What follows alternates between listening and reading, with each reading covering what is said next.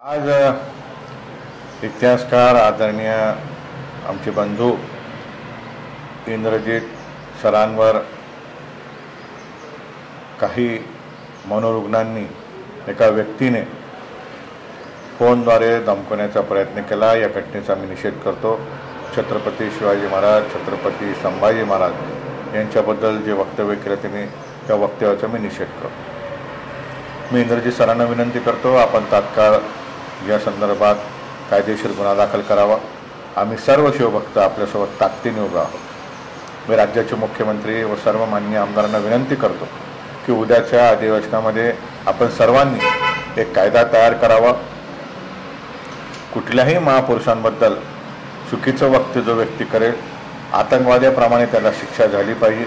या पार्श्वभूमीवर आपण कायदा तयार करावा व तात्काळ अशी वृत्ती ठेचण्यासाठी सर्वांनी एकत्र यावं। पुन्हा एकदा या घटनेचा मी निषेध करतो आणि सरकारला कळकळीची विनंती करतो, आवाहन करतो, याला गांभीर्याने घ्या आणि तात्काळ कारवाई करा।